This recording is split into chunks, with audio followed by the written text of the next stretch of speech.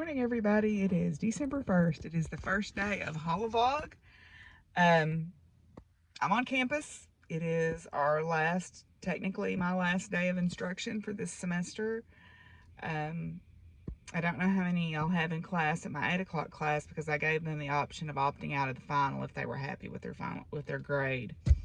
So I don't know how many I'll have in class today for that class, but then I have presentations in my majors class.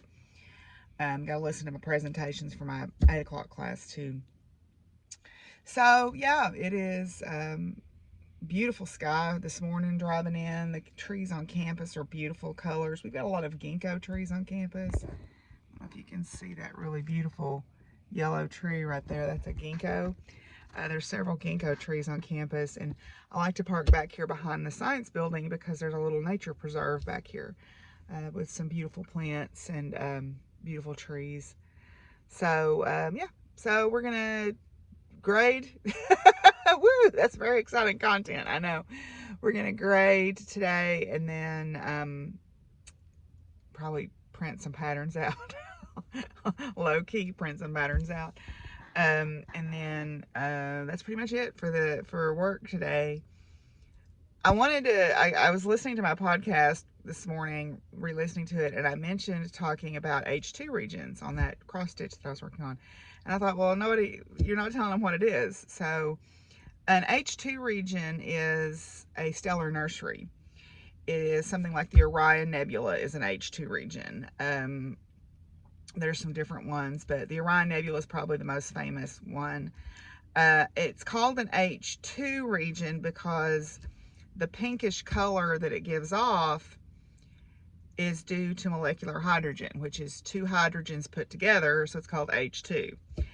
It's also sometimes called an emission nebula because it is heated from within by these hot young baby stars, and it heats the gas up, and the gas gives off emission lines is their spectrum.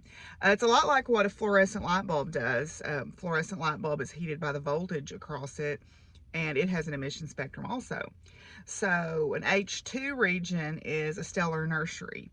It's where young stars are forming in their cocoon or the cloud around them.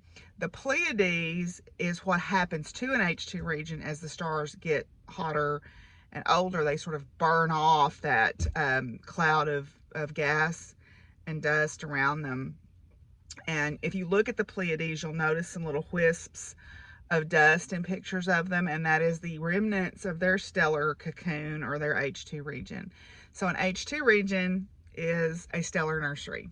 I forgot to mention that, or I failed to mention that on the podcast, so I thought I would rectify that now. I'll put a picture of the Orion Nebula in right here so you can see it. The Orion Nebula is actually, when you look at the constellation Orion, you have the 3 stars in his belt, but then you have the 3 stars of the sword hanging down from the belt. The bottom is actually not a star, it's the Orion Nebula. So you could actually resolve it with binoculars. If you're where the sky is fairly dark, you can see it with a pair of binoculars, and you can see the trapezium, which is a little nest of young baby stars inside that nebula. So that's kind of cool that you can see that with a pair of binoculars. So you should go out and check it out because Orion is a great winter constellation. So this is a perfect time to go out and look at Orion and the Orion Nebula. And there's an ambulance going by making noise. So anyway, H2 regions, yay. Disruptions in the galaxy, and it causes atoms to gather at random points, and it causes a disturbance. Well, clearly I'm in my car. I'm headed home. I'm actually at the dollar store in Atkins. I just saw Miss Betsy going through the Subway drive-thru, so I stopped and talked to her for a minute. The rescue just picked up those puppies that she took in. I think it was back in October. I don't remember if I talked about them or not.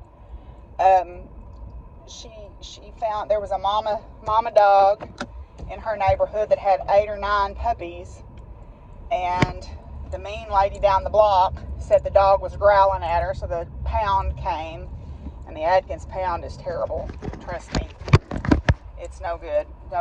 So Miss Betsy took them on, and the rescue that was going to take them just come and picked them up, she said, today. So all is well there. And I am headed to the house. I had to stop at the Dollar General to get some peppermint candies because I like peppermint candies, but also I want to try to make homemade cough syrup. My friend Tim sent me a TikTok about it, and then I looked up some different recipes for it. It basically has got peppermint candy of whatever variety. You melt that down in some water, then you add lemon juice and honey, raw honey, and then some kind of whiskey. And there's, a big discussion about what kind of whiskey do you use. And normally when I'm tincturing, I use vodka because it doesn't have a flavor, just plain vodka. But for this, I opted to go with a honey flavored bourbon because I thought that the honey flavor would help. And bourbon, it's the antiseptic quality of the alcohol, plus it kind of makes you a little sleepy, kind of relaxes you a little bit. And plus I thought the flavor of the bourbon would go okay with the peppermint and the lemon and honey. So I got some lemon Evan Williams. Anyway, so I'm going to try to make that in a few days. I'm not sure how much honey I've got left at the house, so I don't want to use it all up. I'm not going to use up my honey, so I'm going to buy some local honey and use it. But I thought it'd be good to keep on hand this winter, because one of the things that they're saying, since we've been doing the social distancing and everything, is our immune systems are going to be more prone to colds and things like that this year. So always good to have it on hand. The other thing I may do is dry some more violet leaves, and instead of using the water to melt the peppermints in, make a tea out of some dried violet leaves and then use that tea, because the wild violet leaves are supposed to also be good in cough syrup. So I think this afternoon when I get home, I've still got some wild violets that are growing around at the side of my house because I just let them grow wild. I think I'll pick those and dry them. Anyway, so I'm headed on to the house here, and farm chore time it is. Well, if you follow my Instagram, you see that I have taken on a little project. The calf that I mentioned on my podcast, after her mother tried to whoop me one day, I was able to get my friend to come up and help me move her up here to the house. That was Monday evening. She's pretty weak. Everybody keeps asking me what happened. I don't know exactly, other than I think her mother is a first-time mom and just simply was not making enough milk, and so she wasn't gaining weight like she should. And it's hard for me to tell this time of year because they're fuzzy. So, milk supplement. She's eating food a little bit too. I'm trying to get some calf manna in her, but calf manna has a really strong, it smells like licorice almost, and she's not wanting to eat that. So she's had a shot of this stuff called Draxin. This lady I work with has cattle also, and she recommended giving her some Draxin. It's a broad spectrum, long-term acting antibiotic, particularly for respiratory complaints, because a lot of times when cows get down, they're real easy to get respiratory distress. My poor tarps have been beat up by the wind here. And I've given her electrolytes, I've given her probiotics, I've also given her some SMZs, and I've been trying to feed her multiple times a day. I don't want to feed her too much all at once. And I got a little bit of wormer in her. I don't want to give her too much wormer, because if she has a heavy worm load and I kill them all at once, it could be really bad for her. So I've given her a little bit of wormer. I'll give her a little bit of wormer daily. Try to gradually, if she's got a parasite load, get rid of it. I put wormer blocks out for the cattle yesterday too. So we're going to try to feed her a bottle here and see if she'll eat it. All right, let's see here. Come here, Toodle. Want some more? Yeah, you're drinking that good. That's encouraging.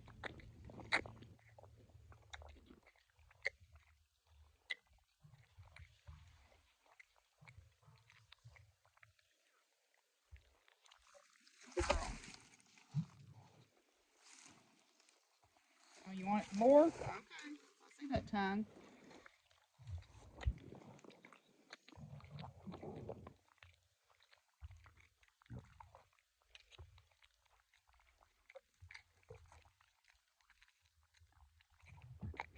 Okay.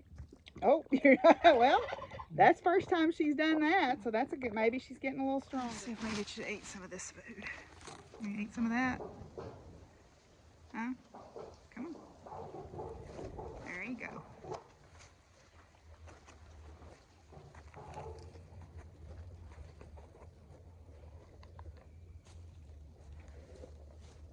I came running out here in my work clothes a while ago.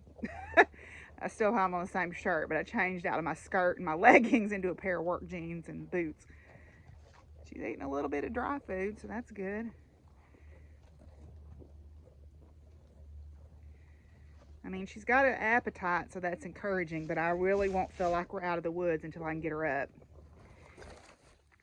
She was up on Sunday, so I haven't been able to get her up since Monday, but we'll try here maybe tomorrow if she's doing better.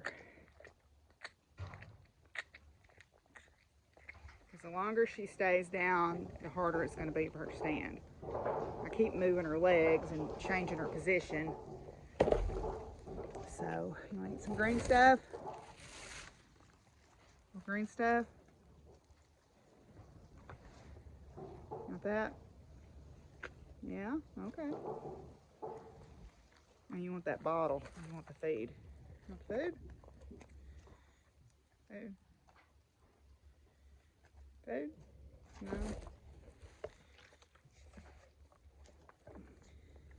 There you go.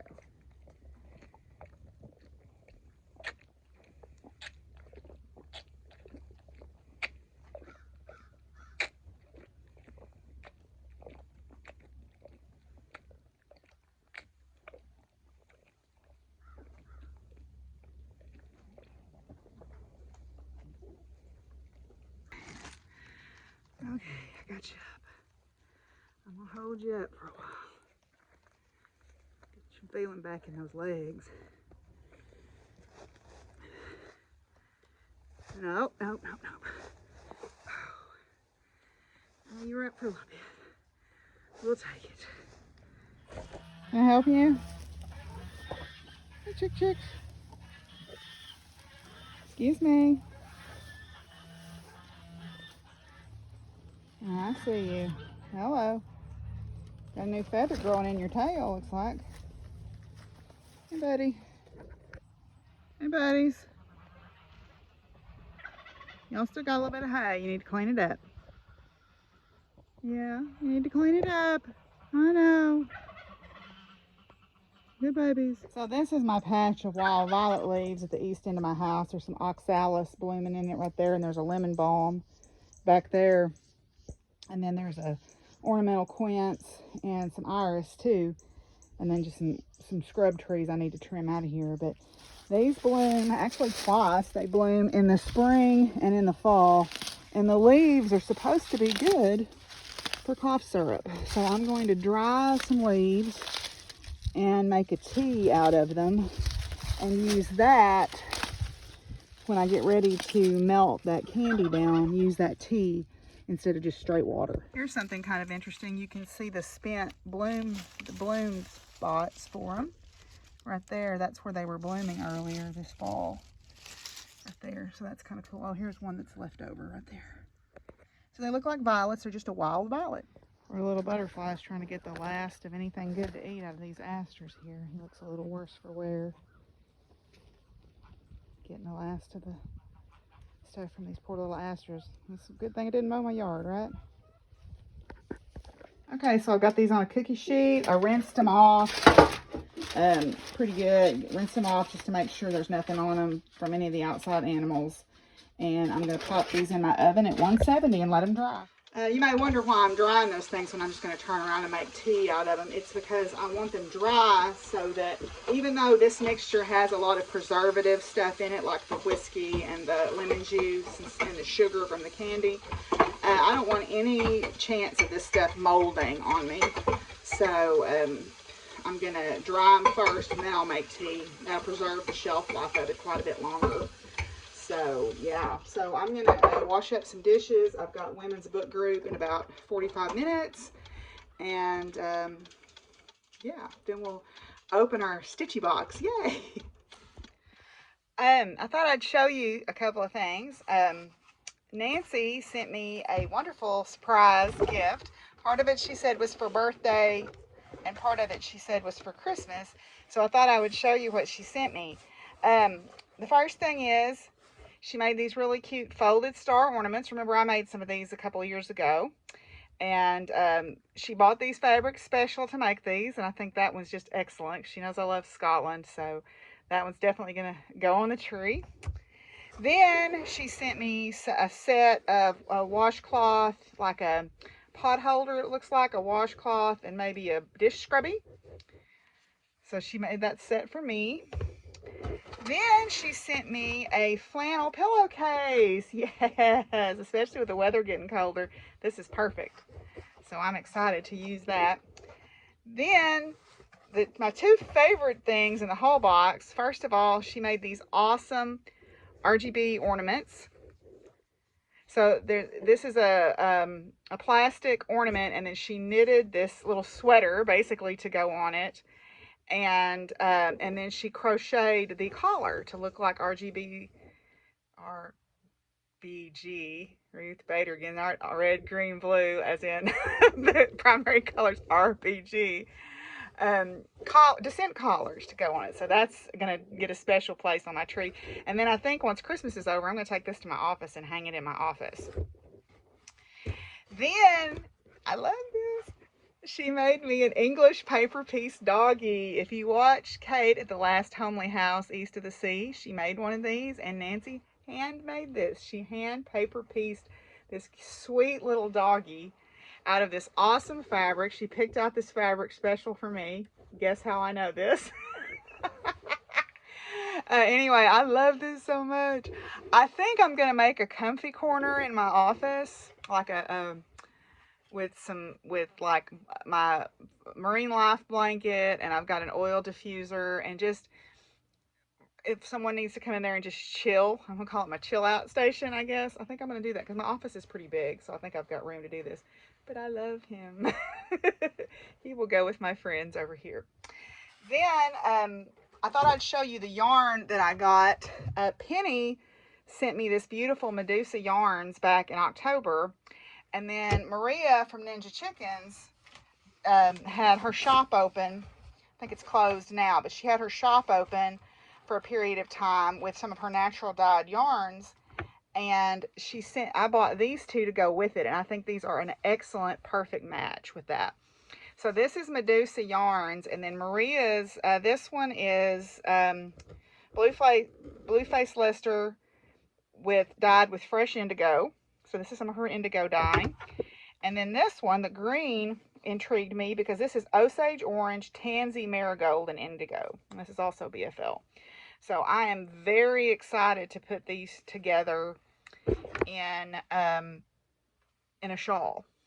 Just so I think I found the one I want to do too. I found a free pattern on Etsy. It was free through I think it was free through yesterday, and it was a new designer.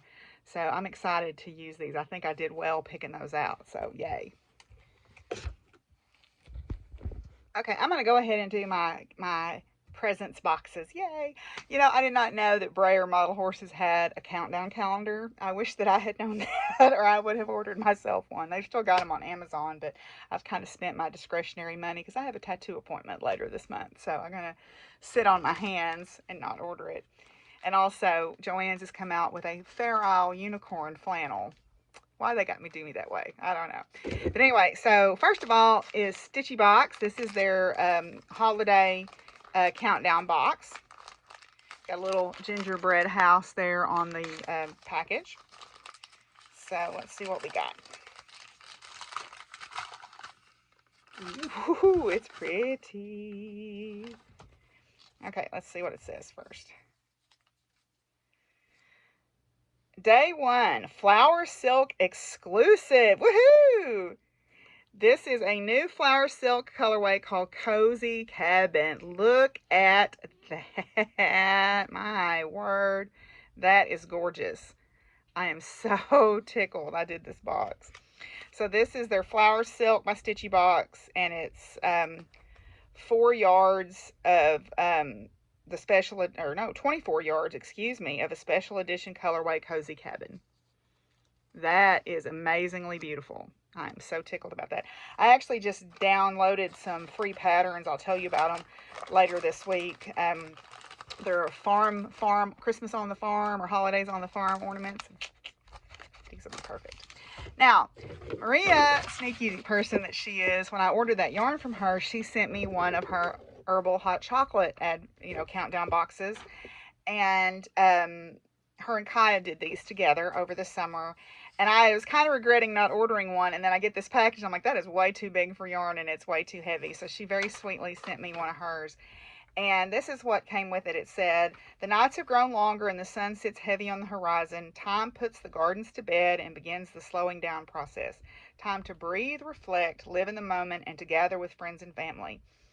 Time to sit by the fire with a good book and sip on hot chocolate. Time to make time for you. Heck yeah. I'm thrilled to be part of this journey. I had so much fun creating and testing each of these recipes and your hot chocolate inspired extra treats. I hope you love them all. There are 21 individual herbal hot chocolate packets to last you 24 days. Keep an eye out for extra goodies. And then it gives you the it gives you the instructions on how to do them. I did not get any milk today, so I won't be able to enjoy this today, but you better believe when I go to the store next, I'll get it. So she packaged each one of these, and today's selection is called Yule Log. So that's exciting. I'm not going to open it just yet. I'm going to wait till I've got the milk, and then there's a little extra goodie that comes with it. So let's see what this is. I adore Maria. She's the best of people.